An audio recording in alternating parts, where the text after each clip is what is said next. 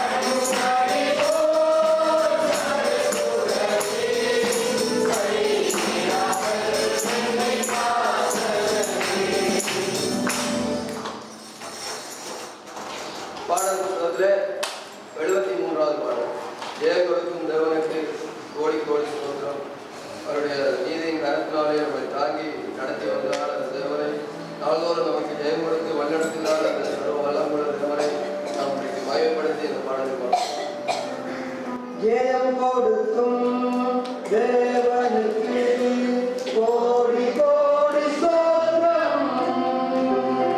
வாழ்வழிக்கும் இயேசு ராஜாவுக்கு வானளவா ஸ்தோத்திரம். ஜெயம் கொடுக்கும் தேவனுக்கு கோடி கோடி ஸ்தோத்திரம். வாழ்வழிக்கும் இயேசு ராஜாவுக்கு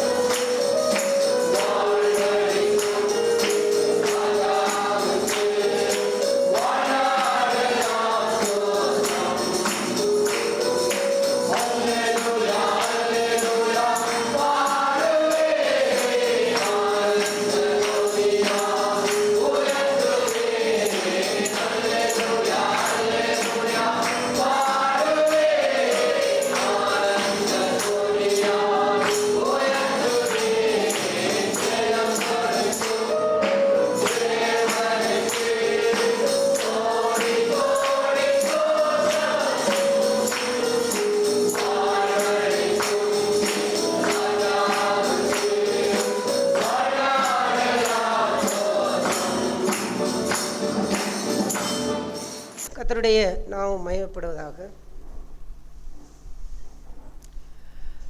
தேவனுடைய சமூகத்தை தேடி நாம் வருவதும் அவரை ஆராதிப்பதும் அவரை தொழுது கொள்ளுகின்ற வாழ்வும் சபை கூடுதலை நாம் விட்டுவிடாத வாழ்வும் ஒரு சபை கூடுதலுக்கு இல்லாவிட்டால் கர்த்தருடைய சமூகத்தை ஆராதிப்பதற்கு ஒரு விசுவாசி வருகின்றான் என்றால் அந்த வாழ்வு அவனுடைய வாழ்க்கையிலே அது எவ்வளவு பெரிய ஆசீர்வாதத்தை அவர்களுக்கு கொடுக்கின்றது. ஆகையால் நாம் வருகின்ற அவருடைய சமூகத்தை தேடி வருகின்ற ஒவ்வொரு சந்தர்ப்பங்களிலும் நமக்குள்ளே உயிர் மீட்சி என்கின்ற ஒரு வாழ்வு நமக்குள்ளே நடந்து கொண்டிருக்கின்றது. நாம் உயிர் மீட்சி அடைந்து கொண்டிருக்கின்றோம். ஆண்டுடைய சமூகத்தை தேடி ஒவ்வொரு வாரமும் நீங்கள் வருகின்ற இந்த வாழ்வெல்லாம் ஒவ்வொரு வாரமும் வரும் பொழுது அவருடைய வாழ்க்கையிலே ஒவ்வொரு உயிர் மீட்சியை தேவன் அவர்களுக்குள்ளே உண்டு பண்ணுகின்றார். ஆகையால் எப்போதுமே தேவனுடைய சமூகத்தை ஒருவன் தேடாத வாழ்விலே அதை அவன் புறக்கணிக்கின்ற வாழ்வு எப்படிப்பட்டதாக இருக்கும் என்றால், ஒரு தனக்குள்ளே ஒரு வியாதி இருக்கின்றதை ஒரு மனுஷன் என்ன செய்ய முடியாது. அவன் வெளிப்படையாக ஒரு காய்ச்சல், வெளிப்படையாக ஒரு நெஞ்சு குத்து, வெளிப்படையாக ஏதோ தலையடி அப்படிங்கிறது வரும்பொழுது அது நமக்கு இப்படி ஒரு வியாதி இருக்கிறது என்பது தெரிகின்றது. ஆனால் நம்முடைய சரீரத்துக்கு உள்ளே இருக்கக்கூடிய நம்முடைய கிட்னி பகுதியில் இருக்கக்கூடிய வியாதிகளாக இருக்கலாம், இல்லாவிட்டால் இருதயத்திலே இருக்கக்கூடிய ஏதாவது ஒரு பலவீனங்களாக இருக்கலாம், இல்லாவிட்டால் நமக்குள்ளே இருக்கக்கூடிய ப்ரெஷருக்குரிய காரியங்களாக இருக்கலாம், சுகருக்குரிய காரியங்களாக இருக்கலாம். இப்படிப்பட்டதெல்லாம் நமக்குள்ளே அது இருக்குதா இல்லையாங்கிறதை நாம் எப்படி கண்டுபிடிக்க முடியும் என்றால், நாம் ஒரு வைத்தியர்களிடத்தில் சென்று நம்மை பரிசோதனை பண்ணி அதை நாம் செக் பண்ணி பார்க்கும் பொழுது தான் உங்களுடைய சரீரத்திலே இப்படிப்பட்ட காரியம் இருக்கிறது, இப்படிப்பட்ட பலவீனம் இருக்குது, இப்படிப்பட்ட வியாதி இருக்கிறது என்று அங்கே சொல்லும் பொழுதுதான் அது நமக்குள்ளே மறைந்திருக்கின்ற நம்முடைய சரீரத்துக்குள் இருக்கிற அந்த வியாதிகளை நாம் கண்டுபிடிக்க அதாவது அவர்கள் கண்டுபிடித்து அதுக்குரிய வைத்தியத்தை செய்து அதிலே நாம் ஆரோக்கியம் பெறும்படிக்கு இவ்வாறு நடத்தப்படுகின்றோம்.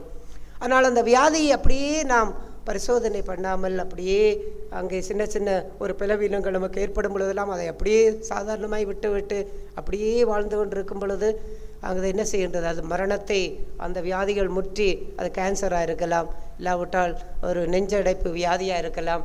இதெல்லாம் அப்படியே சாதாரணமாக இருக்கும் பொழுதே அதை கண்டுபிடித்து அதுக்குரிய வைத்தியத்தை செய்து சீர்படுத்தவில்லை என்றால் அது நாளடைவிலே என்ன செய்துவிடும், மரணத்தை அவளுடைய வாழ்க்கையிலே கொண்டு வந்துவிட முடியும்.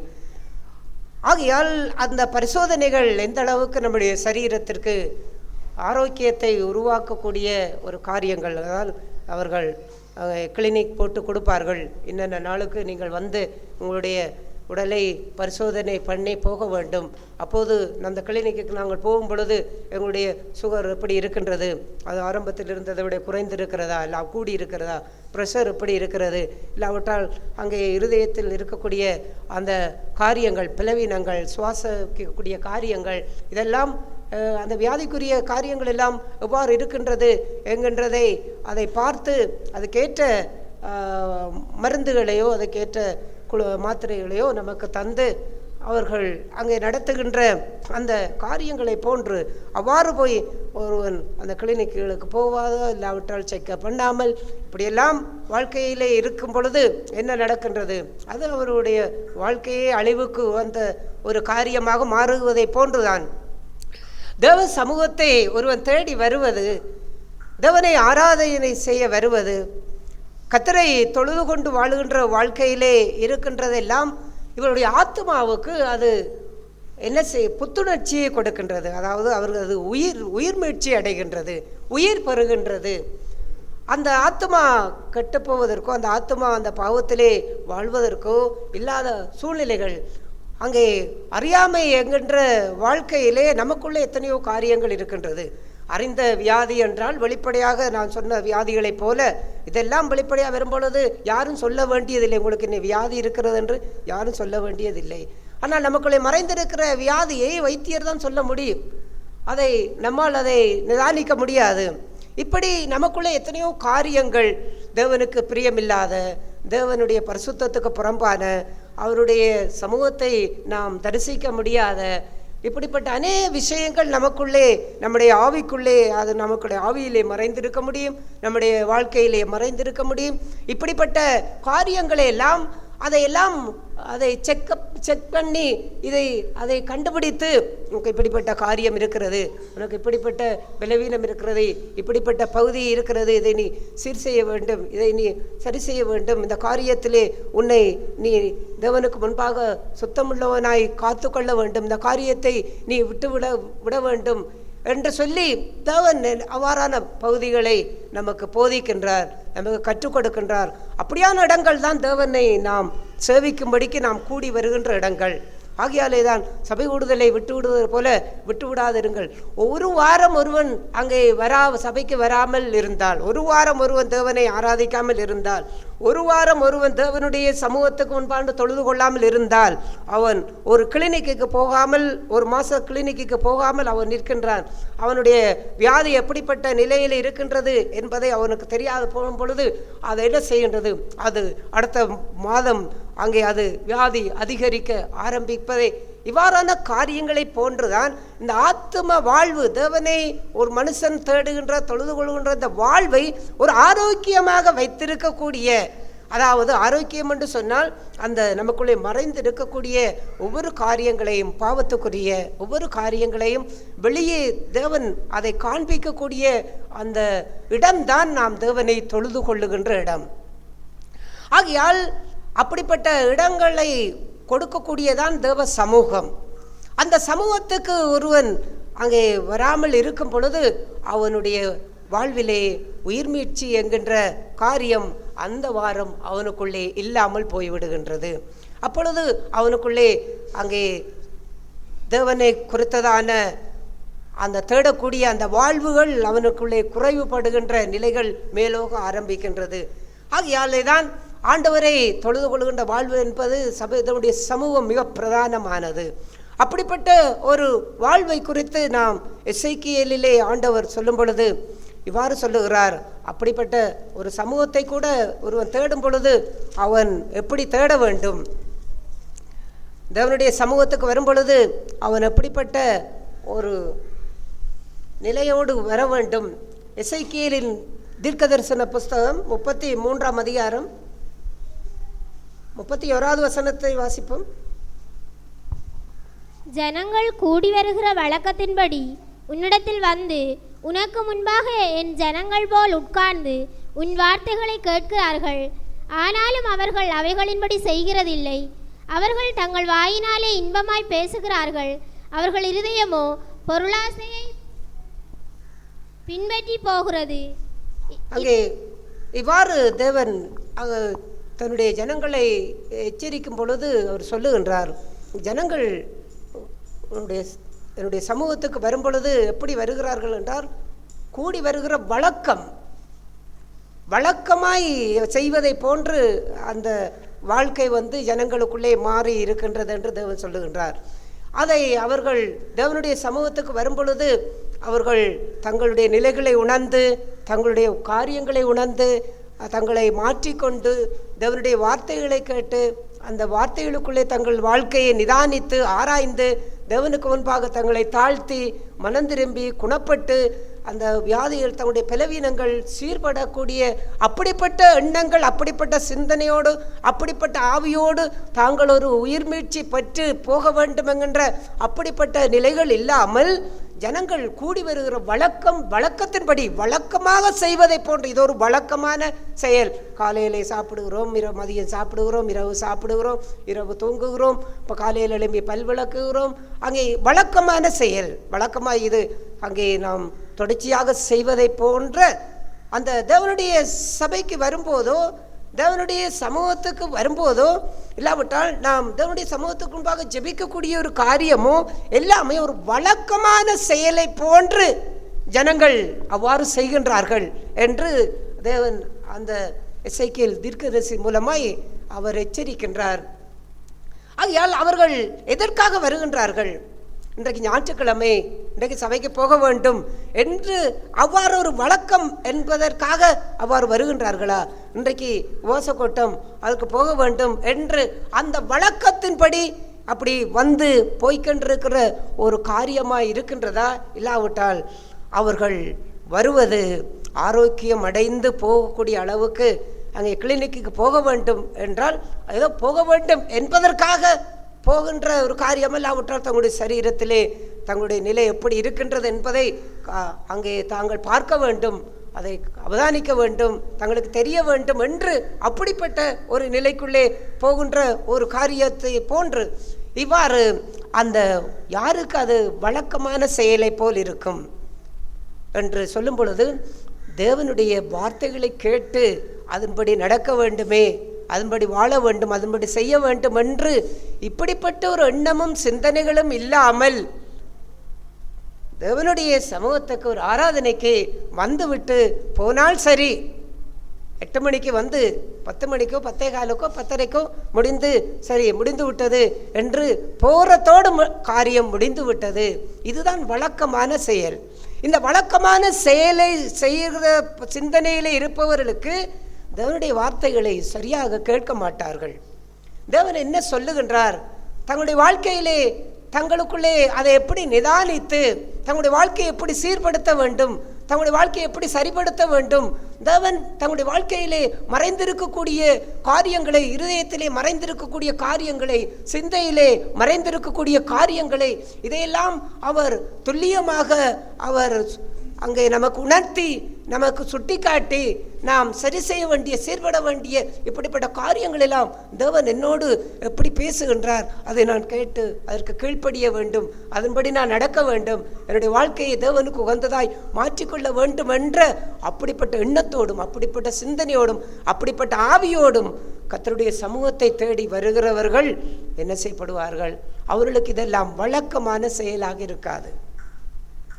இது வழக்கமான செயலாக இருக்கின்ற ஒரு வாழ்வு நமக்கு இருக்கும் பொழுதுதான் இங்கே வந்தவுடன் என்ன செய்கின்றோம், ஏதோ இந்த நேரத்தை முடித்து விட்டு போக வேண்டும் என்று குழந்தை பிள்ளைகளோடு விளையாடுவது, இல்லாவிட்டால் அப்படியே நித்திரை செய்வது, இல்லாவிட்டால் அப்படியே சிந்தனைகளை வேறு எங்கேயாவது விட்டு அதை சிந்தனைகளை விட்டு கொண்டு சும்மா அங்கே ஒரு பிணம் இருப்பதை போல அப்படியே உட்கார்ந்து கொண்டிருக்கிறோம். நாம் உடல்தான் இங்கே இருக்கின்றது, மற்றதெல்லாம் வெளியிலே தான் உலாவிக் கொண்டு அது திரிந்து கொண்டு வருகின்றதை போன்று அவ்வாறு அந்த ஒரு வாழ்வு எந்த ஒரு தேவ சமூகத்தை தேடுகின்ற வாழ்வை வழக்கமான செயலை போல அதை வைத்திருப்பவர்களுக்குத்தான் அப்படியெல்லாம் வரும். ஆனால் அந்த வாழ்வை தேவன் அது பிரயோஜனம் இல்லாத ஒன்றென்று தேவன் சொல்லுகின்றார், எச்சரிக்கின்றார். ஏன்? காரணம் என்னென்றால், ஏன் இன்றைக்கு தேவ சமூகம் ஒருவனுக்கு ஒரு வழக்கமாய் வந்து போகின்ற ஒரு இடத்தை போல வந்துவிட்டு போவதோடு அங்கே சரி என்றே போகிறது என்றால், அவர்களுடைய இருதயம் பொருளாசையை சார்ந்திருக்கின்றது, இந்த உலகத்தை சார்ந்திருக்கின்றது, பணத்தை சார்ந்திருக்கின்றது, பொருளை சார்ந்திருக்கின்றது, இந்த பூமிக்குரிய காரியங்களை சார்ந்திருக்கின்றது. அவருடைய இருதயம் அதைத்தான் சார்ந்திருக்கிறபடியினாலே இந்த இருதயத்திலே தேவனுடைய பரிசுத்தத்தையும் தேவனுடைய உண்மையையும் தேவனுடைய மனத்தாழ்மையையும் தேவனுடைய சுபாவத்தையும் தங்களுக்குள்ளே உருவாக்கி கொள்ளத்தக்கதற்கு ஏதுவாக தேவனுடைய அந்த வார்த்தைகளை கேட்கும் பொழுது தங்களை மாற்றிக்கொள்ள வேண்டும் என்றெல்லாம் அந்த இருதயத்திற்குள்ளே அது இடம் பிடிக்க முடியாத சூழ்நிலையிலே அவ்வாறு காணப்படுகின்ற ஒரு ஜீவியத்தை தான் இங்கே பேசுகின்றார். கேட்கின்றார்கள், நீ பேசுகின்ற வார்த்தைகளை கேட்கின்றார்கள், ஆனால் அவர்கள் அதன்படி செய்கிறதில்லை. ஏன்? என்ன காரணம் என்றால், இருதயம் பொருளாசையை சார்ந்திருக்கின்றது, உலகத்தை சார்ந்திருக்கின்றது. ஆகையாலே தான் அவர்கள் அதை இந்த இடத்தை விட்டு போன பிற்பாடு அவர்கள் தேவனை குறித்தெல்லாம் சிந்திப்பதில்லை, தேவனுடைய நாமத்தை குறித்து தேவனுடைய பரிசுத்தத்தை குறித்து எல்லாம் அவர்கள் சிந்திப்பதில்லை, யோசிப்பதில்லை. அவர்கள் இந்த பூமிக்குரிய அந்த பொருளாசையை பற்றி கொண்டிருக்கிறபடினாலே இந்த உலகத்துக்குள்ளே எப்படி வாழலாம், இந்த உலகத்தோடு எப்படி ஜீவிக்கலாம், அங்கே தங்களுக்கானதை எப்படி தேடலாம், தங்களுக்காக எப்படி வாழலாம் என்றெல்லாம் அப்படி சிந்தனைகள் போகும் பொழுது அந்த தேவனுடைய வார்த்தைகளை தங்களுடைய இருதயத்திலே அதை எடுத்து அந்த வார்த்தையின்படி வாழ வேண்டும் என்கின்ற அந்த காரியங்கள் எல்லாம் இல்லாமல் போகின்றது. அவர் அடுத்த வசனத்திலே சொல்லும் பொழுது, அடுத்த வசனத்தை வாசிப்போம். இதோ நீ இனிய குரலும் கீத வாக்கியம் வாசிப்பதில் சாமர்த்தியமும் உடையவன், பாடும் இன்பமான பாட்டுக்கு சமனாயிருக்கிறாய். அவர்கள் உன் வார்த்தைகளை கேட்கிறார்கள், ஆனாலும் அவைகளின்படி செய்யாமல் போகிறார்கள். திரும்பவும் அங்கே இவ்வாறு சொல்லுகின்றார், நீ நல்லாக பாடுகின்றாய். நீ ஆண்டவருடைய சமூகத்துக்கு வந்தால் நல்லா பாடுவாய், நீ நல்லா ஜெபிப்பாய், நல்ல குரல் இருக்கின்றது, நல்லாக கைகளை தட்டி நல்லாக அங்கே ஆடி நல்லாக வாத்தியம் வாசித்து நல்லாக எல்லாமே உனக்கு எல்லாமே இனிமையான குரல், இனிய நன்றாக பாடுகின்றாய், நன்றாக துதிக்கின்றாய், நன்றாக ஆராதனை செய்கின்றாய், நன்றாக தேவனுடைய சமூகத்திலே எல்லாவற்றையும் செய்கின்றாய். ஆனால் என்ன காரியம்? இவ்வாறெல்லாம் செய்கிறதெல்லாம் அது வழக்கமான செயலை போன்று. எந்த ஆலயத்திற்கு இல்லாவிட்டால் நாம் ஏற்கனவே நாம் இருந்த ஆலயங்களுக்கு நாம் போகும் பொழுது அங்கும் பாடல் பாடுவோம், அழகாக பாடுவார்கள், அழகாக அவர்கள் அங்கே ஜெபிப்பார்கள், அழகாக ஜெபங்கள் செபங்கள் சொல்லுவார்கள், எல்லாம் அழகாக எல்லாமே நடக்கும். ஆனால் தேவன் அப்படிப்பட்ட காரியங்களில் எல்லாம் அது எல்லாம் வழக்கமான செயல். 2 பாடல் பாடுவதா, 2 பாடல் பாடுவார்கள். ஆராதனைக்கு வரும்பொழுது முதலாவது ஜெயிப்பார்கள், 2 பாடல் பாடுவார்கள், அப்புறம் ஒரு துதி இருக்கும், ஒரு வார்த்தை இருக்கும், அறிக்கை பகுதி இருக்கும். ரைட், முடிய போகின்றது, இதோடு முடிந்து விடுகிறது. சரி, அப்போ எல்லாமே முடிந்து விட்டது. வெளியே போகும் பொழுது எப்படிப்பட்ட சிந்தனையோடு போகின்றோம், எப்படிப்பட்ட ஆவியோடு போகின்றோம். இங்கே உட்கார்ந்து கொண்டு இருக்கும் பொழுதே 10:30 முடிந்தால் 11 மணிக்கு தொழிலுக்கு போக வேண்டும், இல்லாவிட்டால் 10:30 முடிந்தால் 11 மணிக்கு அங்கே விளையாட்டுக்கு போக வேண்டும், இல்லாவிட்டால் அந்த ஒரு இடத்துக்கு போக வேண்டும், அந்த கொண்டாட்டத்துக்கு போக வேண்டும், இந்த கொண்டாட்டத்துக்கு போக வேண்டும், அந்த வேலை செய்ய வேண்டும், இந்த வேலை செய்ய வேண்டும் என்று அந்த டைம் முடிகின்ற அந்த நேரத்துக்குள்ளே இங்கே நம்முடைய சிந்தனையிலே பலவிதமான திட்டங்களும் அங்கே தீர்மானங்களையும் இங்கேயே நாம் வைத்துக்கொண்டு முடிந்த உடனே இங்கே வேகமாக போய்விடுவார்கள். ஒரு 5 நிமிடம் கூட, ஒரு 10 நிமிடம் கூட சபையிலே நிற்க முடியாமல் அவ்வளவு வேகமாக போய்விடுவார்கள். ஏன்? என்ன காரணம் என்றால் நாம் எல்லாமே செய்கின்றோம், ஜெபிக்கின்றோம், பாடுகின்றோம், எல்லாமே துதி செய்கின்றோம், எல்லாம் செய்கின்றோம். அதையெல்லாம் தேவன் சொல்லும் பொழுது என்ன சொன்னார்? எல்லாமே உனக்கு இனிமையாக இருக்கின்றது, எல்லாவற்றையும் செய்கின்றாய். ஆனால் முக்கியமான பிரதானமானது நான் சொன்ன வார்த்தைகளின்படி அதை கவனமாய் கேட்டு அதை நடக்க வேண்டும் என்ற ஆவியோடு நீ என்னுடைய சமூகத்துக்கு வருகின்றாயா? இல்லாவிட்டால் ஜனங்கள் கூடி வருகின்ற வழக்கத்தின்படி எல்லாரும் சபைக்கு போகின்றார்கள், நாங்களும் போக வேண்டும் என்று அது ஒரு வழக்கமான செயலை போல எடுத்து இங்கே நாம் வருகின்றோமா? அவ்வாறு வந்து நாம் போகும் பொழுது எப்படி ஆசீர்வதிக்கப்பட்டிருக்கின்றோம்? நாம் ஆசீர்வதிக்கப்பட்டவளாய் நாம் போகின்றோமா? ஒரு செக்கப் பண்ணக்கூடிய இடம்தான் இது. அதாவது நம்முடைய ஆத்மாவை, நம்முடைய ஆவியை பரிசோதனை செய்யக்கூடிய ஒரு இடம். தேவ சமூகம் எப்பொழுதுமே ஒரு பரிசோதனை செய்யக்கூடிய இடம். ஒரு மனுஷன் தன்னுடைய நினைவுகள், தன்னுடைய சிந்தனைகள், அவனுடைய எண்ணங்கள், அவனுடைய செய்கைகள் எல்லாவற்றையும் பரிசோதனை பண்ணுகிற இடம் தான் தேவ சமூகம். அது இந்த இடம் மட்டுமல்ல, இங்கே நாம் சபை கூடி வந்திருக்கிற இடம் மட்டுமல்ல, நாம் வீட்டிலே நாம் ஜெபிப்பதற்கு தேவ சமூகத்துக்கு முன்பாக நாம் எங்கெல்லாம் நிற்கின்றோமோ அது ஜெபிக்கின்ற இடங்களோ இல்லாவிட்டால் ஆராதிக்கின்ற இடங்கள் மட்டுமல்ல, இந்த பூமியிலே நாம் அன்றாட நம்முடைய வேலைகளை செய்யலாம். பாடசாலையில் இருக்கலாம், தொழில் செய்கின்ற இடங்களில் இருக்கலாம், வியாபார இடங்களில் இருக்கலாம், அவசுவாசியமத்தில் இருக்கலாம், நாம் பஸ்ஸிலே பிரயாணம் போகலாம். என்னெல்லாம் நாம் செய்கின்ற எல்லா இடத்திலேயுமே தேவனை நாம் முன்பாக வைத்து நாம் நடந்து கொள்ளுகின்ற அந்த வாழ்வு முழுவதுமே தேவ சமூகம்தான். நான் பஸ்ஸிலே போனால் அங்கு நான் தேவனை என்னுடைய கண்களுக்கு முன்பாக நான் வைத்துக்கொண்டு நான் இந்த பஸ்ஸிலே செல்லும் பொழுது என்னுடைய காதுகள் தேவனுக்கு பிரியமில்லாத அந்த காரியங்களை கேட்கக்கூடாது, என்னுடைய கண்கள் தேவனுக்கு பிரியமில்லாத காரியங்களை பார்க்கக்கூடாது, என்னுடைய வாய் தேவனுக்கு பிரியமில்லாத வார்த்தைகளை பேசக்கூடாது, என்னுடைய சிந்தனை தேவனுக்கு பிரியமில்லாத தேவையில்லாத சிந்தனைகளை சிந்திக்கக்கூடாது என்று அவ்வாறு நாம் நினைக்கும் பொழுது அந்த பஸ்ஸே தேவ சமூகம் தான். நாம் இருக்கின்ற அந்த சீட்டிலே தேவ சமூகம் தான் அங்கே இருக்கின்றது. இல்லாவிட்டால் நாம் வேலை செய்கின்ற இடங்கள் எந்த இடங்களாக இருக்கலாம், அலுவலகமாக இருக்கலாம், பாடசாலையாக இருக்கலாம், தொழில் புரிகின்ற இடங்களாக இருக்கலாம், அங்கெல்லாம் நான் பாவம் செய்து விடக்கூடாது, தேவனுக்கு பயந்து வாழ வேண்டும், தேவனுக்கு பிரியமாய் வாழ வேண்டும், தேவனுடைய சத்தத்தை கேட்டு அதற்கு கீழ்ப்படியுறாய் இருக்க வேண்டும் என்று எங்கெல்லாம் நாம் வாரான சிந்தனையை கொண்டு வாழ்கின்றோமோ அது எல்லாமே தேவ சமூகம் தான். அப்படிப்பட்ட தேவ சமூகம் இங்கு மட்டுமல்ல, நாம் வாழ்கின்ற எல்லா சூழ்நிலைகள் மத்தியிலும் அது இருக்கின்றது.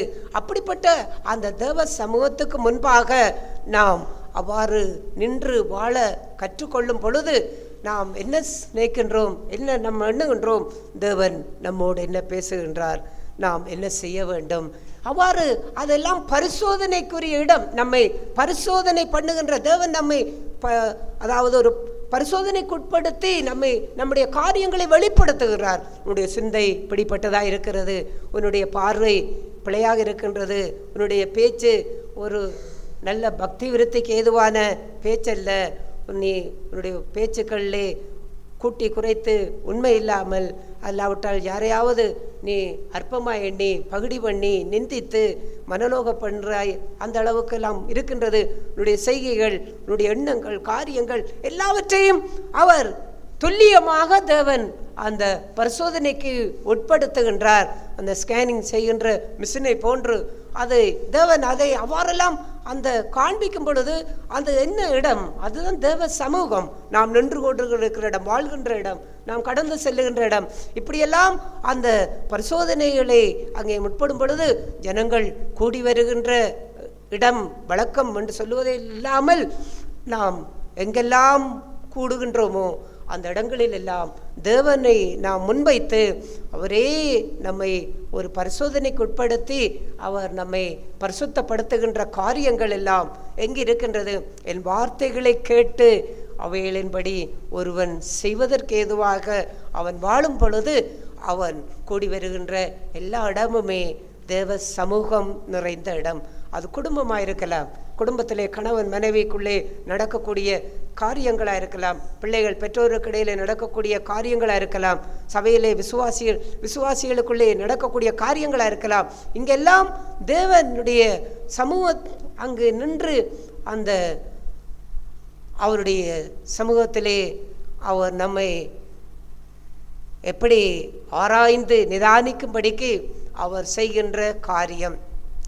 அவ்வாறான காரியம்தான் பிதாவை தொழுது கொள்ளக்கூடிய மெய்யான தொழுகை. ஆண்டவர் சொன்னார், பிதாவை ஆவியோடும் உண்மையோடும் தொழுது கொள்ள வேண்டும் என்றார்.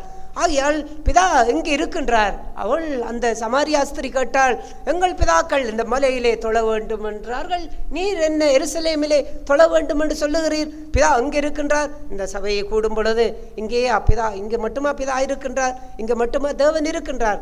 நாம் தேவ சமூகம் என்று சொல்லும் பொழுது அங்கெல்லாம் அவருடைய கூடி வருகின்ற ஒரு ஸ்தலத்திலே, ஒரு கட்டிடத்திலே இதுதான் தேவ சமூகம், இதுதான் தேவ பிரசன்னம் நிறைந்திருக்கின்ற இடம். இங்கே தேவ பிரசன்னம் வருகிறது, தேவ மகிமை இறங்குது, இது தேவன் வாசம் செய்கிற இடம் தான், இல்லை என்று இல்லை. ஆனால் இது மட்டும்தான் அந்த தேவ பிரசன்னம், தேவ சமூகம், தேவன் வாசம் செய்கின்ற, தேவன் அசைவாடுகின்ற இடம் என்று இதை மட்டும் நாம் எண்ணிக்கொண்டிருந்தால் இங்கே ஒரு 2 மணித்தியாலம் 2.5 மணித்தியாலம் முடிந்து விட்டது. மீதியுள்ள எத்தனை மணித்தியாலங்களும் நாம் எவ்வளவோ உலகத்துக்குள்ளே நாம் போகின்றோம், எவ்வளவோ காரியங்களுக்குள்ளே ஈடுபடுகின்றோம். அங்கு எந்த பிரசன்னம் இருக்கின்றது? அங்கு எந்த ஆளுகை இருக்கின்றது? அங்கு எந்த வழிநடத்தல் இருக்கின்றது? அங்கு என்ன சமூகம் இருக்கின்றது? அங்கு முழுவதுமே நம்முடைய பிரசன்னம், மனுஷனுடைய நம்முடைய பிரசன்னமே அங்கு இருந்தால் என்ன நடக்கும்? நம்முடைய வழிநடத்துதலே அங்கிருந்தால் என்ன நடக்கும்? நம்முடைய சமூகமே அங்கு முன் சென்று கொண்டு போனால் என்ன நடக்கும்? பாவமும் அதற்கு பின்பாக தீமைகளும் தான் உருவாக முடியும். ஆகையால் அந்த ஸ்திரீ அவள் கேட்டாள், எங்கள் பிதாக்கள் மலையிலே தான் தொழ வேண்டும் என்றார், தேவனை நீர் என்ன எருசலேமிலே தொழ வேண்டும் என்று சொல்லுகின்றீர்? அங்கு தேவன் அங்குதான் இருக்கின்றாரா என்று அவள் கேட்கும் பொழுது ஆண்டவர் சொன்னார், இந்த மலையிலே இல்லை, இந்த எருசலேமில் மாத்திரமல்ல, பிதாவை எங்கும் தொழுது கொள்ள வேண்டிய காலம் வரும். அப்படி என்றால் பிதா அங்கே இருக்கின்றார். நீங்கள் எங்கெல்லாம் செல்லுகின்றீர்களோ அங்கெல்லாம் பிதா இருக்கின்றார். நாம் எங்கெல்லாம் செல்லுகின்றோம்? காலையில் எழுந்து இரவு படுக்கைக்கு வருவதற்கு உள்ளாக நாம் எங்கெல்லாம் செல்லுகின்றோம், எத்தனை இடங்களை கூட, மாவட்டங்கள் கூட தாண்டி செல்லுகின்றோம், கிராமங்கள் கூட தாண்டி செல்லுகின்றோம். இல்லாவிட்டால் அங்கே நாம் அறியாத ஜனங்கள் மத்தியிலே கூட நாம் கடந்து செல்லுகின்றோம். இப்படியெல்லாம் செல்லும் பொழுது பிதாவை நான் எங்கே காண முடியும்? நாம் செல்லுகின்ற எல்லா சூழ்நிலைகளிலும் அந்த பிரசன்னம் அங்கு இருக்க வேண்டும். பிதாவினுடைய பிரசன்னம் அங்கு இருக்க வேண்டும். தேவ சமூகம் அங்கு இருக்க வேண்டும். அந்த வழிநடத்தல் அங்கு இருக்க வேண்டும். அப்பொழுது இருக்கும் பொழுதுதான் அந்த சூழ்நிலையிலே நாம் பிதாவை தொழுது கொண்டு அவர் நம்மை பரிசோதனை செய்யக்கூடிய ஒவ்வொரு காரியங்களிலும் நம்மை பரிசோதனை செய்து அவர் நம்மை நடத்தக்கூடிய அந்த வாழ்வு இருக்கின்றது. ஆகையால் ஜனங்கள் கூடி வருகின்ற இடம் என்று சொல்லுவது இந்த இடத்தையும் நாம் முக்கியத்துவப்படுத்துகின்றோம். சபை கூடுதல் முக்கியம், சபை கூடுதலை விட்டுவிடாதீர்கள் என்றெல்லாம் இருக்கின்றது, முக்கியம். ஆனால் இதுதான் இது மட்டும்தான் அந்த இடம் அல்ல. எங்கும் பிதாவை நீங்கள் காண வேண்டும். இங்கு மட்டும் தேவ பிரசன்னத்தை நீங்கள் காணக்கூடாது, எங்கும் காண வேண்டும், எல்லா இடங்களிலும் காண வேண்டும். சோதிக்கப்படும் எல்லா சூழ்நிலைகளிலும் அந்த பிரசன்னம் உங்களோடு கூட இருக்க வேண்டும். அந்த சமூகம் உங்களோடு கூட நடத்த வேண்டும். ஆகையால் இந்த தொழுகையை குறித்து ஆண்டவர் சொல்லும் பொழுது அந்த யோவான் எழுதின சுவிசேஷத்திலே இவ்வாறு சொல்லுகின்றார். யோவான் எழுதின சுவிசேஷம் 4ஆம் அதிகாரம் 22வது வசனத்தை வாசிப்போம். நீங்கள் அறியாததை தொழுது கொள்ளுகிறீர்கள், நாங்கள் அறிந்திருக்கிறதை தொழுது கொள்ளுகிறோம். இந்த வார்த்தையை இயேசு சமாரியா ஸ்திரீக்கு அவர் பேசுகின்றார். நீங்கள் அறியாததை தொழுது கொள்ளுகிறீர்கள், நாங்கள் அறிந்திருக்கிறதை தொழுது கொள்ளுகிறோம். என்ன அறியாததை? எதை அவர்கள் அறியாததை? அவள் எங்கள் பிதாக்கள் தேவனை இந்த மலையிலே ஆராதித்து வந்தார்கள் என்று அவள் தேவனை குறித்து தான் பேசுகின்றாள். மேலே அங்கே வாசித்தால் தெரியும். அவள் தேவனை, யெகோவா, அதாவது தேவன் கர்த்தரை குறித்து அவள் பேசுகின்றாள். நாங்கள் இந்த மலையிலே தான் எங்கள் பிதாக்கள் நாங்கள் எல்லாம் தொழுது கொண்டு வந்தோம். அப்படி என்றால் அவள் தேவனை அவள் யாரென்றே தெரியாமல், இல்லாவிட்டால் தேவன் என்கின்ற கர்த்தர் என்கின்ற யெகோவா என்கின்ற அந்த நாமமே அவள் அறியாதவளாய் அவள் அதை பேசவில்லை. அவள் சமாரியா ஸ்திரியா இருந்தாலும், சமாரியர்கள் என்றால் யார் என்றால் அவர்கள் யூதர்கள் தான், யூத இனத்தை சேர்ந்தவர்கள் தான். அவர்கள் அந்த காலங்களிலே அந்த அதாவது அந்த ரெகோபயாம் ஜெரோபயாம் அந்த அவர்களுடைய அந்த ஆட்சி காலங்களிலெல்லாம் அவர்கள் பாவம் செய்து தேவனை விட்டு சோரம் போய் அவர்கள் துன்மார்க்கமாக போகும் பொழுது அங்கு அதற்கு பின்னுக்கு வந்த ராஜாக்கள் எல்லாம் போகாலுக்கும் அந்நிய தெய்வங்களையும் வழிபட்டு பலியிட்டு தேவன் அவர்களை எல்லாம் அதிலே கோபம் கொண்டு அவர்களை எல்லாம் அவர்கள் புற ஜாதிகளுக்கு புற தேசத்திற்கு அடிமைகளாக விட்டார். அவர்கள் யுத்தம் பண்ணி அவர்களை மேற்கொண்டார்கள். எரேமியாவின் காலங்களிலே எல்லாம் பார்க்கின்றோம். அவ்வாறு அவர்கள் யுத்தம் செய்து அந்த எதிரிகளிடத்திலே அடிமைகளாக போனார்கள். தங்கள் அந்நிய தேசங்களிலே, அந்நிய மதத்தை வழிபடுகிற தேசங்களிலே கொண்டு போய் அடிமைகளாக இருந்தார்கள். அப்படியெல்லாம் இருந்த ஜனங்கள் அதற்கு பிற்பாடு அந்த நெகேமியாவின் காலங்களிலே, எஸ்ராவின் காலங்களிலே அங்கே அந்த ராஜாவின் கண்களிலே அவர்களுக்கு தயவு கிடைக்க பண்ணி அவர் சொல்லுகிறார், நீங்கள் போய் அந்த பழுதடைந்த அலங்கங்களெல்லாம் கட்டுங்கள், அந்த ஆலயத்தை பழுது பாருங்கள், நீங்கள் போகக்கூடிய ஜனங்கள் எல்லாம் நீங்கள் போங்கள் என்று சொல்லுகிறார். அவர் சொல்லும் பொழுது அநேக யூதர்கள் என்ன செய்து விட்டார்கள், அதை அந்த காரியத்தை பயன்படுத்தி அந்த நெகேமியா எஸ்ரா அவர்களோடெல்லாம் அங்கே வருகின்றார்கள். ஆனால் சில யூதர்கள் என்ன செய்து விட்டார்கள், அவர்கள் அந்த அந்நிய தேசத்திலே இருந்து விட்டார்கள். அவர்கள் அந்த அந்நிய தேசத்திலே இருந்து அந்த பொருளாதாரம், அங்குள்ள வசதியான வாழ்க்கை, இந்த யுத்தத்திலே வந்து இடம்பெயர்ந்து அங்கே மன்னாருக்கு போய் இப்போ அதிகமானவர்கள் தோட்ட வழியிலே இருந்து இங்கே வராமல் இருக்கின்றார்களே, அதே போல் அப்படித்தான் அவ்வாறு அந்த வசதிகள் வாய்ப்புகளை பயன்படுத்தி அவர்கள் அங்கே இருந்து விட்டார்கள். ஆகையால் அப்படிப்பட்டவர்கள் பிரயாதிகளோடு சம்பந்தம் கலக்கிற யாருமே அவர்கள் தீட்டானவர்கள். இஸ்ரவேல் யூதர்களை பொறுத்தமட்டுக்கு அப்படிப்பட்டவர்களாம் தீட்டானவர்கள். ஆகையால் இவர்கள் இவ்வாறு இருந்தபடியினாலே அவர்கள் தீட்டானவர்கள் என்று சொல்லி இவர்கள் யூதர்கள் அல்ல என்று சொல்லி அவர்களுக்கு ஒரு பெயரை வைத்து இவர்கள் சமாரியர்கள் என்று சொல்லி அவர்களை ஒதுக்கி வைத்தார்கள். ஆனால் அவர்கள் அவருடைய பரம்பரை என்று பார்த்தால் யூதர்கள் தான். ஆனால் இப்படி புறையாதிகளோடு கலந்து கொண்டு அவர்கள் இருந்தபடியினாலே தான் அவர்களை சமாரியர் என்று சொல்லி ஒதுக்கி வைத்தார்கள். ஆகிய அவளோடு பேசக்கூடாது, கதைக்கக்கூடாது, உறவு வைக்கக்கூடாது, கொடுக்கல் வாங்கல் செய்யக்கூடாது.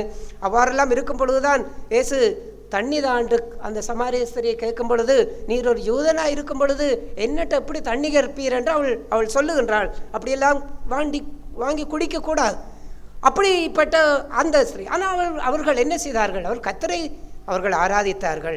ஆனால் அந்த ஒரு வாழ்க்கையிலே தான் அவள் சொல்லுகின்றாள், எங்கள் பிதாக்கள் எல்லாம் இப்படித்தானே வந்தார்கள், நீர் இவ்வாறு சொல்லுகிறீர் என்று சொல்லும் பொழுது ஆண்டவர் சொன்னார், நீங்கள் அறியாததை தொழுது கொள்ளுகிறீர்கள்.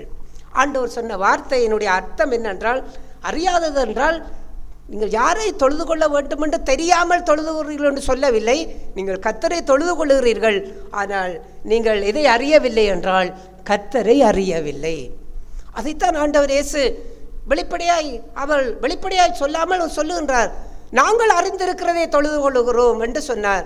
அவர் எதை சொன்னார்? ஆண்டவர் யோவானிலே சொல்லுகிறார், பிதாவே நான் உம்மை அறிந்திருக்கிறேன் என்று சொல்லுகின்றார். நான் உம்மை அறிந்திருக்கிறேன் என்று அந்த எதை அறிந்திருக்கின்றோம்? நாங்கள் அறிந்திருக்கிறதை தொழுது கொள்ளுகிறோம் என்று சொன்னார். எதை அறிந்திருக்கிறோம் என்று சொன்னார்? உங்கள் பிதா இரக்கமுள்ளவராயிருப்பார், உங்கள் பிதா அன்புள்ளவராக இருக்கும், உங்கள் பிதா மன்னிக்கிறவராக இருக்கிறார், உங்கள் பிதா நன்மை செய்கிறவராக இருக்கிறார், உங்கள் பிதாவினிடத்திலே ஒரு தீமையும் இல்லை, அவர் நல்ல தகப்பன், நல்ல பரம நல்ல ஈவுகளை கொடுக்கக்கூடியவர், அவர் உங்களை நேசிக்கிறவர், எங்களை அன்பு செய்கிறவர், தூய்மை உள்ளவர், பரிசுத்தம் உள்ளவர், அவரிடத்திலே அநீதி ஒன்றுமில்லை, அவரிடத்திலே உண்மை நிறைந்திருக்கின்றது. நாங்கள் அறிந்திருக்கின்றோம், பிதாவை அறிந்திருக்கின்றோம், அவர் எப்படிப்பட்டவர் என்கிறதை அறிந்திருக்கின்றோம். அவரை அறிந்திருக்கின்ற நாங்கள் அவர் இருக்கிற வண்ணமாகவே அவரை போன்று நாங்களும் மாறும்படிக்கு, வாழும்படிக்கு, ஜீவிக்கும்படிக்கு அந்த அறிந்திருக்கிறவரே நாங்கள் தொழுது கொள்ளுகின்றோம். நீங்கள் அறியாததை தொழுது கொள்ளுகிறீர்கள். பிதாவை நீங்கள் அறியவில்லை, அவர் எப்படிப்பட்டவர் என்று அறியவில்லை. ஏன் அந்த வார்த்தையை இயேசு இந்த சமாரியா ஸ்திரீக்கு பாவித்தார் என்றால், இவ்வாறு அவள் தண்ணி எடுக்க வரும் பொழுது அவளிடத்திலே தண்ணி கேட்கின்றார். அப்பொழுது அவள் சொல்லுகிறார், நீர் ஒரு யூதனாக இருக்கும் பொழுது சமாரியா ஸ்திரீ ஆகிய என்னிடத்திலே எப்படி தண்ணி கேட்கலாம் என்று சொல்லும் பொழுது ஆண்டவர் சொல்லுகிறார், உன்னிடத்திலே தண்ணி கேட்கிறவர் யார் என்று உனக்கு தெரிந்திருந்தால் நீயே அவரிடத்திலே தண்ணி கேட்டிருப்பாய் என்று சொல்றார். அவ்வாறெல்லாம் அங்கே பேசிக்கொண்டு வரும் பொழுது அவர் எனக்கு ஜீவ தண்ணீரை தருவார் என்று சொல்லும் பொழுது, ஆண்டவரே அந்த தண்ணீரை எனக்கு தந்தால் மறுபடியும் தாகம் உண்டாகாதே, அப்படி என்றால் அந்த தண்ணீரை எனக்கு தாரும் என்று கேட்கும் பொழுது ஆண்டவர் அவளை பார்த்து ஒரு காரியம் சொல்லுகின்றார். அந்த 4ஆம் அதிகாரம்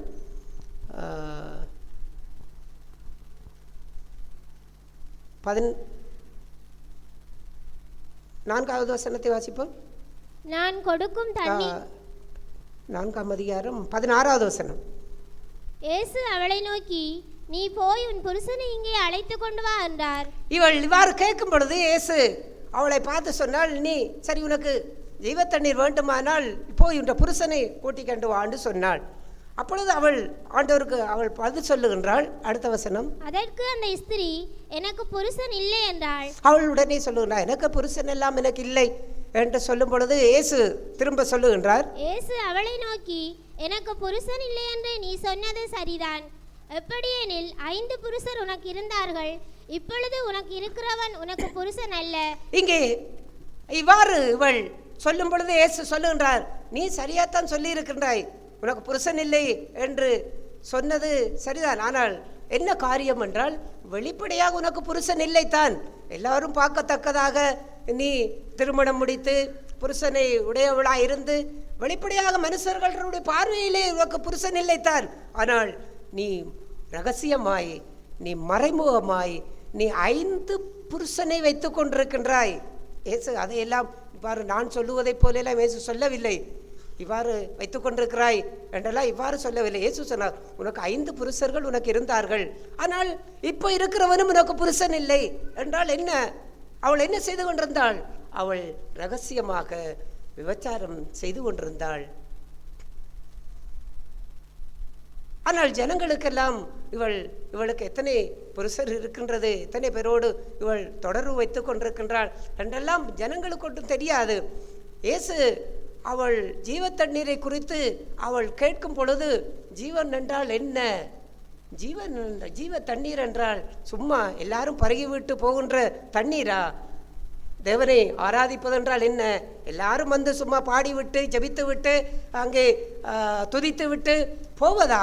அது ஆராதனை அல்ல. ஜீவ தண்ணீர் என்றால் ஜீவன் வேண்டும். அந்த ஜீவன் உனக்கு வேணுமாக இருந்தால் நீ மறைந்து இருந்து செய்யக்கூடிய உன்னுடைய பாவத்தை இயேசு தொட்டார். அது வரைக்கும் அவளுடைய வாழ்க்கையிலே அவள் தனக்கு புருஷன் இல்லை என்று கொண்டுதான் இருந்தாள். இயேசு அவளை பார்த்து சொன்னார், சரி நீ சொல்லுவது சரிதான், வெளிப்படையான உலகத்துக்கு சரி நீ சொல்லுவது, ஆனால் 5 பேரை வைத்து கொண்டிருக்கின்றாயே, 5 பேர் உனக்கு புருஷனா இருக்கின்றானே, இப்பொழுதும் ஒருத்தன் இருக்கின்றான், அவனும் உனக்கு புருஷன் இல்லைத்தான் என்று சொன்ன உடனே அவள் உடனே ஆண்டவருக்கு என்ன பதில் சொன்னாள்? அடுத்த வசனத்திலே, அப்பொழுது அந்த ஸ்திரீ அவரை நோக்கி, ஆண்டவரே, நீர் தீர்க்கதரிசி என்று காண்கிறேன். உடனே அவள் கதையை மாற்றி சொல்லி திசை திருப்ப ஆரம்பித்து விட்டாள். நீ தீர்க்கதரிசி என்று காண்கிறேன். அவள் பயந்து விட்டாள். ஏன்? ஒரு மனுஷனுடைய இருதயத்துக்குள்ளே மறைந்திருக்கிறது ஒரு தீர்க்கதரிசி இனம் காணுவான். அவனுக்கு தெரியும் இவன் என்ன ஆவியில் இருக்கின்றான், இவனுக்குள்ள என்ன மறைந்திருக்கிறது, இவளுடைய காரியம் என்ன என்கிறது ஒரு தேவனுடைய தீர்க்கதரிசி அதை ஆராய்ந்து விடுவான், கண்டுபிடித்து விடுவான். இயேசுவுக்கு இதெல்லாம் யார் சொல்லியிருப்பார்கள்? அவர் சமாரிய ஸ்திரீ அப்பொழுதுதானே பார்க்கின்றார். அவருக்கு யாராவது இவள் எப்படிப்பட்டவள் என்று சொல்லிடுவார்களா? ஒன்றும் சொல்லவில்லை. அவர் அப்பொழுது சந்திக்க அவள் ரகசியமாய் மறைமுகமாய் செய்கின்ற காரியத்தை இவ்வாறு கண்டுபிடித்து ஆண்டவர் சொல்லுகின்றார். அப்பொழுது இவர் தீர்க்கதரிசி, நம்முடைய காரியங்கள் எல்லாம் அவருக்கு தெரிந்து விட்டது, நாம் மறைத்திருந்த பகுதியெல்லாம் சொல்லிவிட்டாரே என்றவுடன் உடனே அவள் இனி தன்னுடைய காரியத்தை குறித்து பேசக்கூடாது.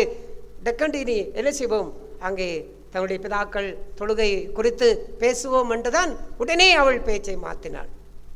அப்பொழுதுதான் ஆண்டவர் என்ன சொன்னார் என்றால், நீ அறியாததை தொழுது கொள்ளுகிறீர்கள்.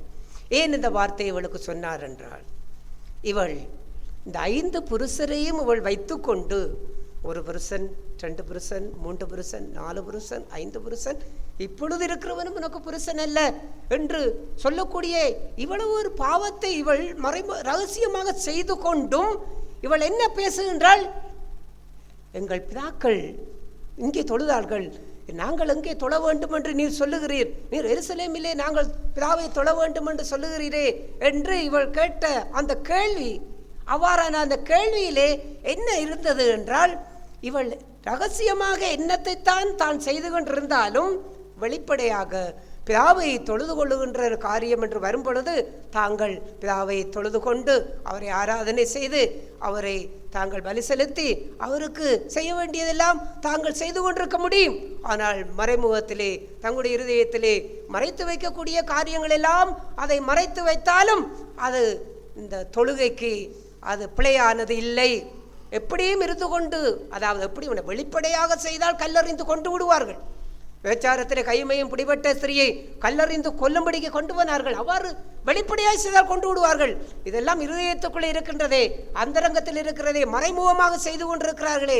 மறைமுகமான கசப்பு, மறைமுகமான பெருமை, மறைமுகமான வைராக்கியம், மறைமுகமான மன்னிக்க முடியாத சுபாவங்கள் எல்லாமே அங்கே புருஷனை போன்று 1 புருஷன், 2 புருஷன், 3 புருஷன், 4 புருஷன், 5 புருஷன், இவர்களை வைத்துக்கொண்டு அவர்களோடு உறவை வைத்துக்கொண்டு அந்த பாவத்தோடு உறவை வைத்துக்கொண்டு தொடர்பை வைத்துக்கொண்டு இப்படியெல்லாம் செய்து கொண்டு பிதாவை ஆராதிக்கின்ற, பிதாவை தொழுது கொள்ளுகின்ற இந்த இடத்திற்கு வழக்கமாய் வருவதை போல வந்து இங்கே பிதாவை தொழுது ஆராதனை செய்யும் பொழுது ஆண்டவர் என்ன சொல்லுவார்?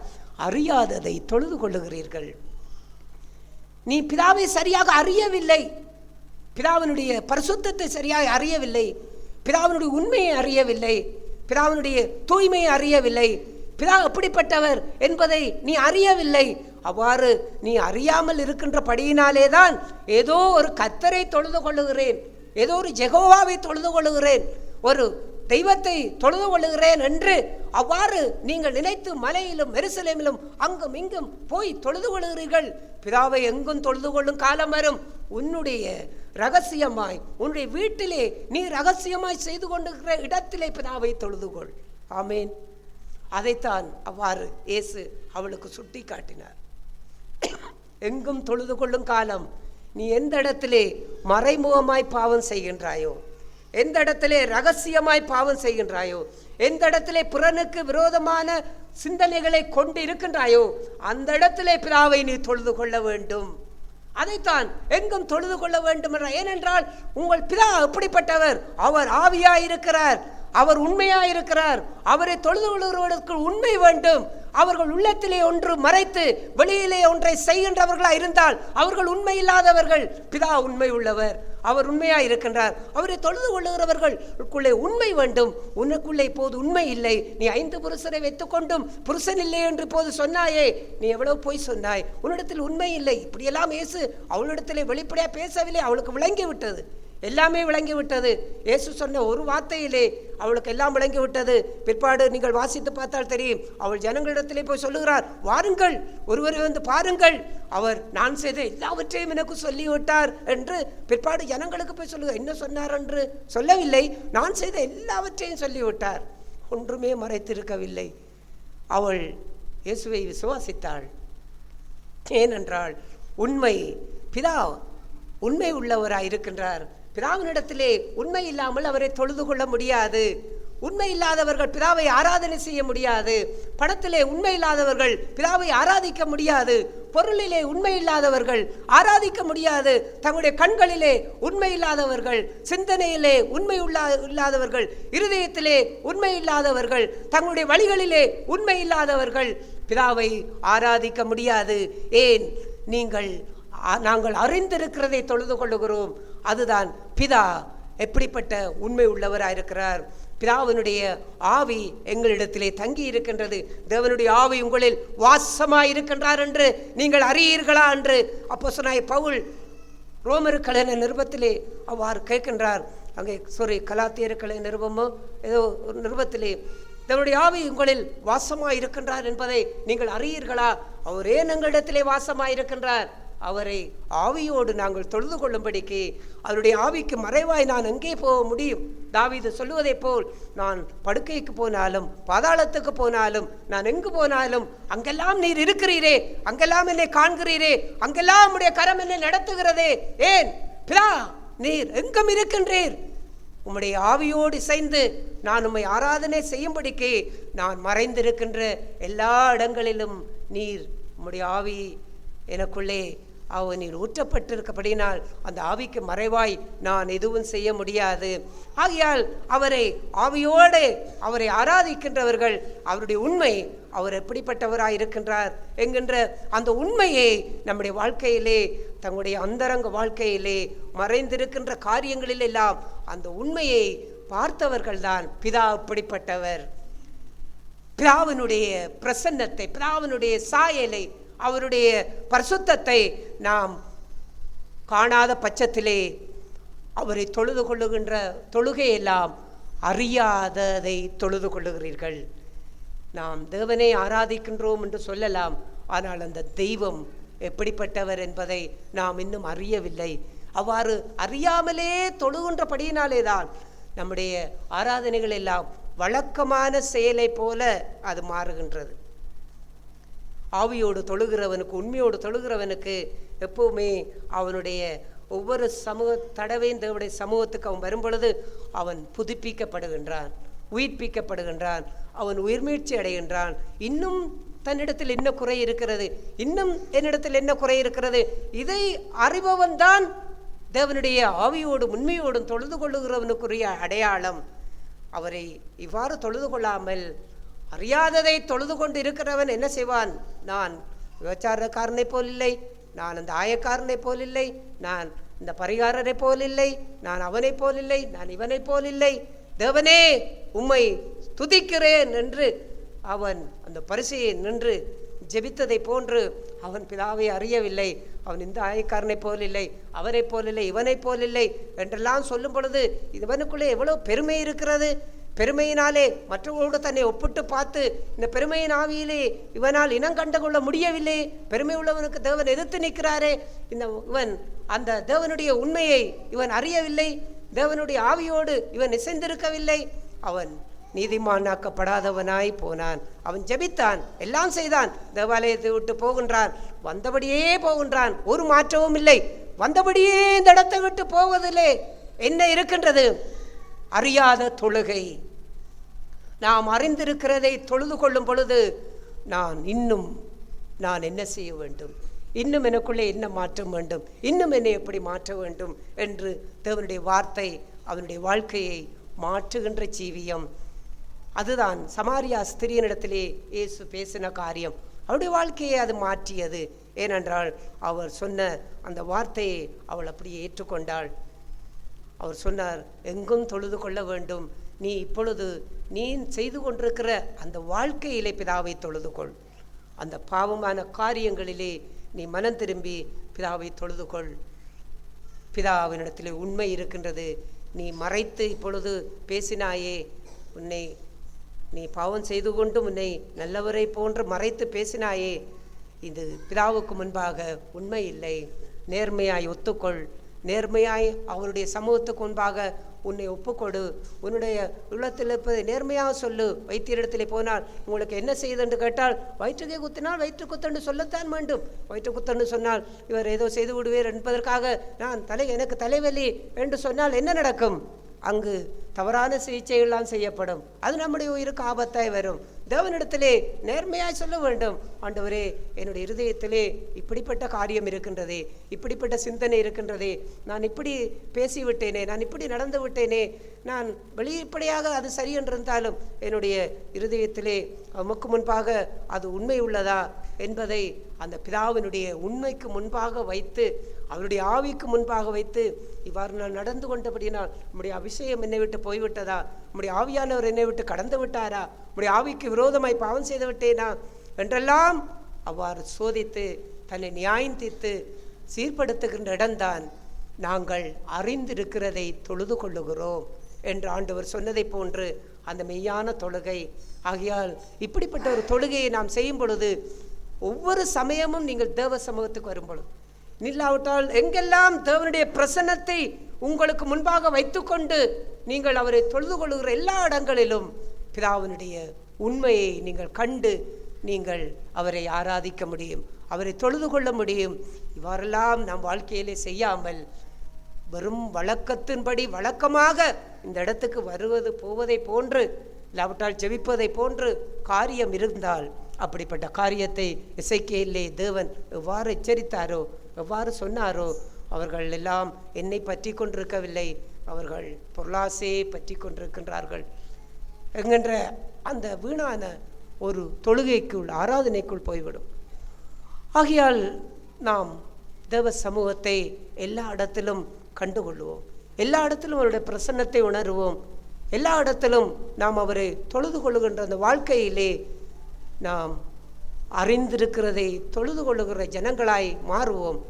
அறியாததை தொழுது கொண்டுகின்ற வாழ்வல்ல. நாம் எப்படி இருக்கிறோம் என்கிறது நமக்கே தெரியாமல் தேவனை தொழுது கொள்வது, அது அறியாத தொழுகை. அதாவது தேவன் எப்படிப்பட்டவராய் இருக்கின்றார், நான் எப்படிப்பட்டவனாய் இருக்க வேண்டும் என்பது தெரியாமல் தொழுகின்ற வாழ்க்கை. உங்கள் பிதா எப்படிப்பட்டவராய் இருக்கின்றார் என்பதை முதலாவது நாம் பார்க்க வேண்டும். அவருடைய பிரசன்னத்தை உணர வேண்டும், அவருடைய சமூகத்தை நாம் மதிக்க வேண்டும். அப்போதுதான் நாம் எப்படிப்பட்டவளாய் வாழ வேண்டும் என்பதை இந்த பூமியிலே நாம் கற்றுக்கொண்டு வாழ முடியும். இந்த ஒரு மெய்யான ஒரு தொழுகையிலே நாமும் அவரை ஆவியோடும் உண்மையோடும் தொழுது அவருடைய சமூகத்தை எப்போதும் தேடுகிற ஜனங்களாய் நாம் ஆசீர்வதிக்கப்பட தேவன் உதவி செய்வாராக. ஆமென்.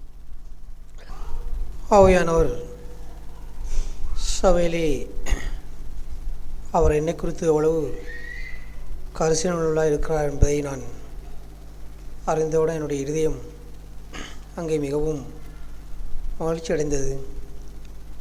நான் வீணாய் தேவனுக்கு ஆராதனை செய்துவிடக்கூடாது என்பதிலே அவர் என் மீது கொண்ட கரிசனைக்காக நான் அவரை அதிகமாய் ஸ்தோத்தரிக்கிறேன். அங்கே என்னுடைய வியாதியை நான் செக் பண்ணுவதற்கு வைத்தியரிடத்து போகாமல் இருக்கிற வாழ்க்கை போன்றுதான் சபை கூடுதலை நான் விட்டுவிட்டு இருக்கிற ஒரு ஜீவியம். அவர் மிகவும் அதிகமாக என்னோடு பேசினார். அதோடு அங்கே தேவனுடைய சமூகத்திலே வந்து அவருடைய வார்த்தையை கேட்பதை விட என்னுடைய தனிமையான என்னுடைய வேலை நேரங்களில் என்னுடைய எந்த சூழ்நிலையிலும் நான் பிதாவோடு ஐக்கியம் கொண்டு வாழ்கிற ஒரு வாழ்க்கையுடைய ஜீவியத்தை ஆவியானவர் எனக்கு அதிகமாக எச்சரித்தார். அங்கே ஞாயிற்றுக்கிழமை ஆராதனையில் மட்டுமல்ல, நான் எங்கு சென்றாலும் என்னுடைய சிந்தை, என்னுடைய நோக்கம், என்னுடைய செயல்கள் எல்லாம் பிதாவுக்கு ஒத்ததாக இருக்க வேண்டும் என்பதை ஆவியானவர் பேசினதுக்கு நான் நன்றி செலுத்துகிறேன். நானும் இந்த வார்த்தைகளுக்குள்ளே அடங்கி ஜீவிக்கவே நான் விரும்புகிறேன். நிச்சயம் கர்த்தர் எனக்கு உதவிசுவார் நம்புகிறேன், அறிக்கை செய்கிறேன். அறிக்கையை காத்துக்கொள்ள கர்த்தர் உதவிசுவார். நான் சபையோட வார்த்தைக்காய் தேவனதை மசோதிக்கின்றேன். சபைக்கு வருவதும் ஏனென்று இருக்கின்றான காரியத்தை குறித்தும் தேவன் இந்த காலவேளையில் என்னை உணர்வடையும்படி செய்தான காரியம். ஞாயிறு ஆராதனையுடன் எழுந்து வருவதைப் போல் சிறு வயதிலிருந்தே அதை செய்து கொண்டிருக்கின்றோம் என்று சொல்லி வருவதைப் போல் வருகின்றான ஆராதனையா, அது உண்மை உள்ள ஆராதனையா என்பதை தேவன் இந்த காலவேளையிலே என்னுடைய வாழ்க்கையில் அது பிரயோஜனம் உள்ள ஆராதனையா என்பதை கேட்கும் பொழுது நானும் அந்த ஆராதனையில் எவ்வாறு இருக்கின்றேன் என்பதைத்தான் தேவன் என்னை உணர்வும்படி செய்தார். நானும் வருவதும் போவதுமாக இருக்கின்றேனா, இல்லாட்டி தேவன் எனக்காக எவ்வளோ காரியங்கள் செய்கின்றான், நான் தேவனுக்காக என்ன செய்கின்றேன் என்பதைத்தான் இந்த ஆராதனையில் நான் வரும்போது உணர்வடையும்படி தேவன் செய்தான் அந்த வார்த்தைகள். வைத்தியசாலைக்கு செல்லும் பொழுது வைத்தியர் பரிசோதிக்கும் பொழுது அதை மாத்திரையை தரும் பொழுது அதை நான் கொண்டு வீட்டில் வைத்துவிட்டு அதை ஒரு அசட்டையாக எண்ணி இதை போட வேண்டுமான்னு சொல்லி அதை நான் விட்டு விடுவான அந்த காரியங்களில் என்னுடைய வியாதி அது பெருகி என்னுடைய உயிருக்கு அது ஆபத்தான நிலையில் வருகிற காரியத்தை குறித்தும் தேவன் பேசினார். இன்னொரு காரியத்தை குறித்தும் தேவன் பேசினார். தேவன் சபையிலே வார்த்தைகள் கொடுக்கும் பொழுது அந்த வார்த்தைகளை வைத்தியர் இவருக்கு இந்த மருந்தை கொடுக்கின்ற பொழுது தேவன் அந்த மாத்திரைகளை சபையிலே இல்லாட்டி வேதம் படிக்கும் பொழுதோ இல்லாட்டி தேவனுடைய செய்திகளை கேட்கும் பொழுதோ அந்த மாத்திரைகளை தேவன் கொடுக்கின்றான அந்த நிலைகள், அதை ஒரு மனிதன் சோதிக்கப்படக்கூடிய நேரங்களில் இல்லாட்டி தன்னுடைய வாழ்க்கையிலே தான் பிரவேசிக்கின்றான் ஒவ்வொரு இடங்களில் அந்த சூழ்நிலைகள் ஏற்படும் பொழுது அந்த தேவன் கொடுத்தான அந்த செய்தி நிமித்தம், தேவன் கொடுத்தான அந்த வார்த்தை நிமித்தம், வேதத்தில் படித்தான அந்த வார்த்தைகளை அந்தந்த இடங்களில் அவன் அதை பிரயோசனப்படுத்துகின்றான். அந்த வாழ்க்கையிலே தேவனுக்காக வாழக்கூடியான அந்த வாழ்க்கையிலே ஒரு முன்னேற்றம் செல்லக்கூடியான அந்த வாழ்க்கையை தான் தேவன் காலவில் என்னை உடனடியே செய்தார். இந்த வார்த்தைகளை கேட்டுவிட்டு நான் செல்கின்றான நிலைகளிலே அந்த மாத்திரையை வாங்கி கொண்டு இந்த தேவன் தந்தான மாத்திரைகளை வாங்கி கொண்டு நான் செல்கின்ற நிலையிலே சோதிக்கப்படக்கூடிய நேரங்களிலே நான் பேச்சுகிறான பேச்சுக்கள் பார்க்கின்றான பார்வைகளெல்லாம் தேவன் இந்த சபையிலே பேசும் பொழுது நான் அதை அந்தந்த நிமிடங்களில் அதை நான் அது செய்யாமல் ஒரு அசதியாக இருக்கின்ற நிலைகளில் என்னுடைய வியாதி அது முத்தி தேவனை விட்டு தூரம் உண்டான அந்த வாழ்க்கையை தான் தேவன் இந்த காலவனை உணர்வுபடி செய்தார். எனக்காக தேவன் எவ்வளவு காரியங்களை செய்திருக்கின்றான். நான் தேவனுக்காக இந்த சிறு காரியத்தை கூட நான் செய்யாவிட்டால் நான் ஒரு பிரயோஜனம் இல்லாத மனுஷனை தான் நிற்கின்றேன் என்பதை தான் தேவன் காலை உணர்வும்படி என்னை செய்தார். நான் தேவன் இந்த சபைக்கு வருவதும் போதுமாக இருந்து விடாதபடி தேவன் சபையில் தருகின்றான் அந்த மாத்திரைகளை நான் அவ்வாறு நடைமுறை வாழ்க்கையில் சோதிக்கப்படக்கூடிய நிலைகளிலும் இல்லாட்டி என்ற அன்றாட வாழ்க்கையிலே நான் தனிமையில் இருக்கின்ற நிலைகளிலே காணப்படுகிற நிலைகளை சோதிக்கப்படும் போல் அந்த வார்த்தைகளை கொண்டு அந்த மாத்திரைகளை நான் அவ்வப்போது போட்டு இந்த பரிசுத்த பாதையிலே நடக்க தேவனாமே அவருடைய பலனையும் அவருடைய கிருபையும் தந்தனை நடத்துவானாமே. சோத்திரம். இந்த நாட்களிலே என்னை உணர்வடையும்படியாய் இதோ சமூகத்திலே பேசிய வார்த்தை நாட்களிலே என்னிடத்திலும் அநேக குறைகளை நான் காண்கிறேன். நானும் இன்றைக்கு ஒரு தாழ்மையான ஒரு மனுஷனாய் தேவன் கொடுத்த அந்த வார்த்தைக்கு முன்பாய் இங்கே என்னை ஒப்புக் கொடுக்கும்படியாக நாட்களிலே தேவ சமூகத்தை கனம் பண்ணுகிற ஆவியிலே இன்றைக்கு நான் எப்பேற்பட்ட ஒரு வாழ்க்கையிலே நான் வாழ்ந்து கொண்டிருக்கிறேன் என்பதை சிந்திக்கும்படியாக நாட்களில் பேசினார். இன்றைக்கு தேவ சமூகத்திற்கு வரும்போது நான் என்னை எப்படி ஆயத்தப்படுத்துகிறேன் என்பதை குறித்து இங்கே பேசுகிறார். இங்கே இஸ்ரவேல் ஜனங்கள் இங்கே வனாந்தரத்திலே மோசே மட்டுமே அங்கே தேவனோடு பேச வேண்டும் என்று பேசுகிறதா, நாங்கள் பேச முடியாதா என்று அங்கே அந்த இடத்திலே அவர்கள் சிந்தித்தார்கள். அப்பொழுது அங்கே தேவன் இங்கே எல்லோரையும் பேசும்படியாக தன்னுடைய சத்தத்தை கேட்கும்படியாக இங்கே அவளை அழைக்கும்போது இங்கே அவர்களுக்கு அநேக காரியங்களை அங்கே அவர்களுக்கு இங்கே முன்வைத்த அந்த பகுதி இங்கே தேவனோடு பேசுவதற்கு, தேவனுடைய சத்தத்தை கேட்பதற்கு இங்கே இஸ்ரவேல் ஜனங்கள் தங்களை ஆயத்தப்படுத்தினான அந்த ஒரு சூழ்நிலை, இங்கே அவர்கள் இங்கே எவ்வளவு சுத்தமாக தங்கள் ஆடைகளை இங்கே சுத்தப்படுத்தி, தங்களுடைய காரியங்களை சுத்தப்படுத்தி தேவ சமூகத்திற்கு இங்கே தேவனுக்கு முன்பாக இங்கே வந்து நிற்கும்படியாக இங்கே அழைக்கப்பட்டார்கள்.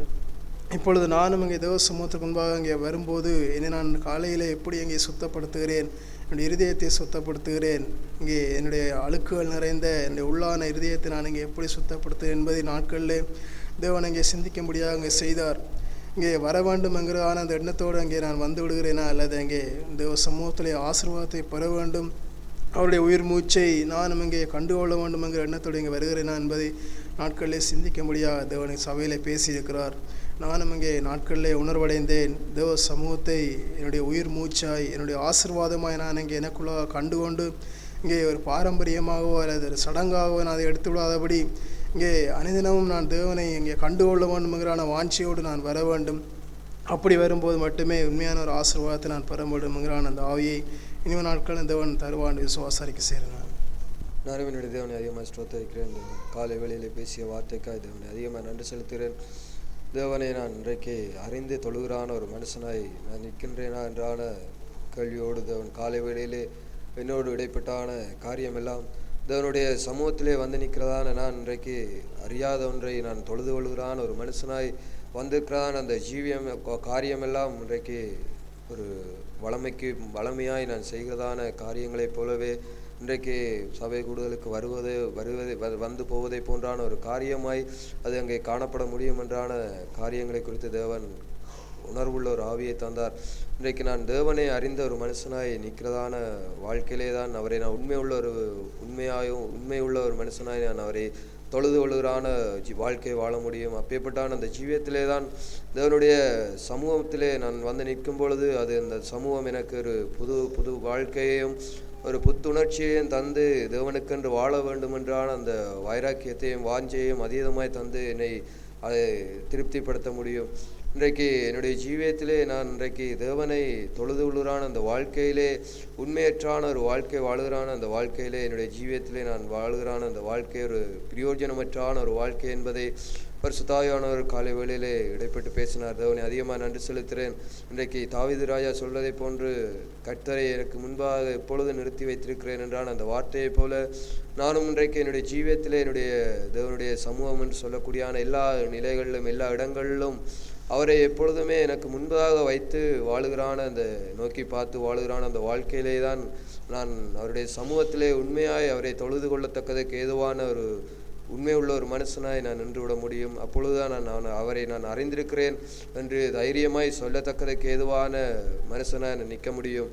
இன்றைக்கு கரங்களை மாத்திரமல்ல இருதயத்தையும் தேவனுக்கு முன்பாக உயர்த்துங்கள் என்றான் அந்த வார்த்தைக்கு ஒரு உண்மை உள்ள வாழ்க்கை வாழ்வதற்கு தேவையான காரியமெல்லாம் இன்றைக்கு நான் தேவனை அறிந்து வாழுகிறான் அந்த வாழ்க்கையிலே தான் நான் இருதயத்தை அவருக்கு நேராக உயர்த்தி அவரை துதிக்கிறதான அவரை தொழுது கொள்ளுகிறான ஒரு உண்மையுள்ள ஆராதனையை நான் செய்யத்தக்கதுக்கு எதுவான ஒரு மனுஷனாய் நின்றுவிட முடியும்.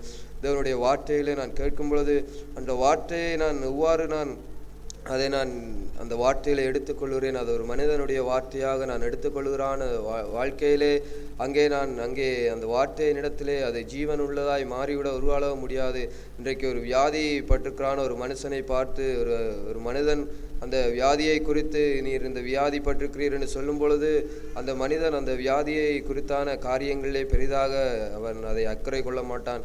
காரணம், அவன் ஒரு மனிதன் அந்த காரியத்தை சொன்னபடியினாலே அவன் அங்கே அக்கறை கொள்ளாத ஒரு காரியமாக இருந்து விட முடியும்.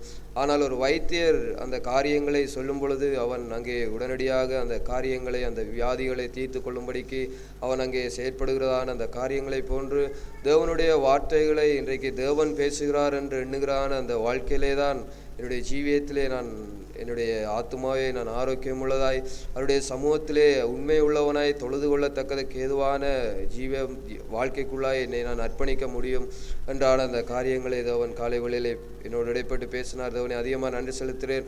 நானும் வருகிற நாட்களிலும் தேவனை உண்மை உள்ள ஒரு மனுஷனாய் தொழுது கொள்ளும்படிக்கு அவருடைய சமூகம் என்று சொல்லக்கூடியான எல்லா சூழ்நிலையிலும் எல்லா நிலைகளிலும் நான் இன்றைக்கு அவரை முன்வைத்து வாழுகிறான ஒரு மனுஷனாய் அவருடைய வார்த்தைகளுக்கு அவருடைய சத்தத்துக்கு கீழ்ப்படிந்து என்னுடைய எல்லா நிலைகளையும் ஆராய்ந்து பார்த்தவனாய் இன்றைக்கு உண்மையுள்ள ஒரு மனுஷனாய் நின்று என்னுடைய எல்லா அழுக்கையும் சுத்திகரித்து கொண்டு தேவனுக்கென்று உண்மையாய் ஆராதிக்க வேண்டுமென்றான அந்த வாஞ்சையும் தாகம் கொண்டவனாய் அவருடைய சமூகத்தை எப்பொழுது நாடத்தக்கதுக்கு ஏதுவான ஒரு ஜீவியம் வாழ பரிசுத்தாவியான வர நாட்களில் என்ன நடத்துவார் என்று நம்பிக்கை அறிக்கை செய்கிறேன். அவருடைய பரிசுநாமம் எப்பொழுதாக ஆண்டவர் காலை வேளையிலே பேசிய வார்த்தை அதிகமாக என்னை இங்கே உற்சாகப்படுத்தியது.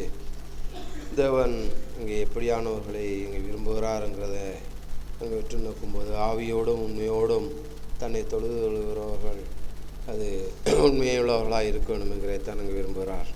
நானும் காலை வேளையிலே இந்த சபையிலே வந்து செல்லும்போது ஏதோ ஒரு வழக்கத்துக்காக நான் வந்து செல்கிறேன் என்றது இல்லாமல் இங்கே உண்மையாய் தேவனை தேடி கடந்த நாட்கள் முழுவதிலும் அங்கே என்னுடைய இருதயத்திலே நான் செய்ததான அத்தனை பாவங்களையும் அங்கே தேவன் சமூகத்திலே ஒப்பு கொடுத்து அங்கே மன்னிப்பு கேட்டு புதிதானவனாய் இந்த சபை வளாகத்திலிருந்து வெளியே செல்லும்படியான அந்த ஒரு நிலையை நான் என்னுடைய இருதயத்தில் வைத்து தேவனை தொழுதலும்படியான ஒரு ஜீவியத்தையே நான் ஒரு நாட்களிலே ஏற்பட்ட ஒரு மகத்துவமான ஜீவியத்தை வாஞ்சிக்கிறேன். பரிசுத்த ஆவியானவர் தொடர்ந்து எனக்கு உதவி நம்பிக்கை இருக்க செய்கிறேன். அறிக்கை காத்துக்கொள்ள தேவன் உதவி செய்கிறார்.